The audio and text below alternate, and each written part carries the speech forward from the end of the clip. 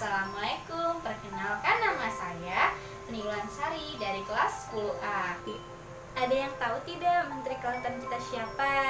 Nah, Menteri Kelautan kita adalah Susi Puji Astuti dan ditunjuk sebagai Menteri Kelautan dan Perikanan dalam Kabinet Kerja Joko Widodo dan Yusuf Kala yang ditetapkan secara resmi pada 26 Oktober 2014. Nah, di sini saya akan menjelaskan apa sih illegal fishing itu. Nah, berikut penjelasannya. Penangkapan ikan ilegal adalah penangkapan ikan yang dilakukan dengan melanggar hukum yang telah ditetapkan di perairan suatu negara. Definisi penangkapan ikan ilegal biasanya beriringan dengan penangkapan ikan yang tidak diregularisasi dan yang tidak dilaporkan, sehingga menyulitkan otoritas setempat untuk memantau sumber daya yang telah dieksploitasikan. Berdasarkan FAO, penangkapan ilegal yang telah menyebabkan total kerugian hingga 23 miliar dolar di seluruh dunia, dengan 30%-nya merupakan kerugian yang dialami oleh Indonesia. Menurut pengamat, penangkapan ikan ilegal maupun yang tidak dilaporkan terjadi di berbagai sentra penangkapan ikan di dunia dan dapat mencapai 30% dari total tangkapan. Tangkapan oleh nelayan tradisional umumnya tidak dilaporkan karena jumlah relatif kecil, sedangkan tangkapan oleh penangkap ikan yang berukuran besar wajib mendaftarkan diri dan melaporkan total tangkapannya di pelabuhan setempat. Dampak buruk illegal fishing yang sangat merugikan. Terdapat 4 faktor. Yang pertama, laut sebagai sarana pemersatu wilayah NKRI. Yang kedua, laut sebagai sarana transportasi dan komunikasi. Yang ketiga, laut sebagai sumber daya alam untuk pembangunan ekonomi.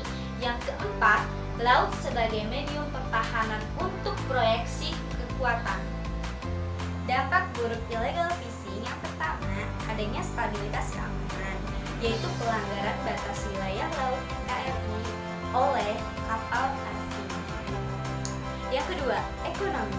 Alur pelayaran transaksi Selat Malaka saat ini dilewati oleh 60.000 kapal berbagai jenis per tahun, merupakan sepertiga volume perdagangan dunia dengan jumlah 390 miliar US dollar, dan Selat Lombok dilewati oleh 3.900 kapal per tahun dengan nilai 40 miliar US dollar. 3.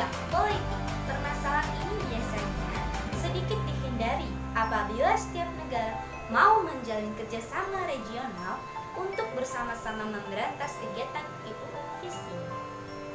Keempat, sosial. Motif ekonomi sering menjadikan alasan bagi eksploitasi besar-besaran terhadap sumber daya perikanan, yang pada gilirannya menjadikan sebagai penyebab utama bagi berkurangnya secara drastis terhadap persediaan ikan di Asia Tenggara. Yang kelima, lingkungan. Dari segi lingkungan, telah terjadi kerusakan yang permanen karena menyebabkan ekosistem dan biota laut menjadi terganggu akibat penggunaan alat tangkapan ikan skala besar, yaitu pukat harimau dan trawl, yang tidak sesuai dengan ketentuan dan keadaan kelautan kita. Nah, berikut video yang terkait dengan pukat harimau dan trawl. Stok ikan kita puluhan juta ton turun menjadi 7,1 juta ton di tahun 2014. Rumah tangga nelayan kita berkurang hampir separuhnya. 115 eksportir tutup karena kekurangan bahan baku, dan lebih dari 10.000 kapal asing beroperasi di Indonesia seperti hal yang biasa. Itu adalah satu, saya anggap sebuah katastrofe yang luar biasa terjadi dan menjadi hal yang seolah biasa. Pemerintah membuat licensing untuk kapal-kapal asing dengan memberikan izin mereka bisa berbendera Indonesia. Lebih parah lagi, jadi mulai tahun 2001, dan itu semua angkanya kelihatan dalam angka sensus kita. jumlah nelayan turun, stok ikan turun, ekspor kita turun. Setelah adanya pembukaan izin kapal-kapal ikan asing, mereka beli izin 1, kapalnya 10, catnya sama, warnanya sama. Baiklah, terima kasih telah menonton video saya. Semoga bermanfaat. Wassalamualaikum warahmatullahi wabarakatuh.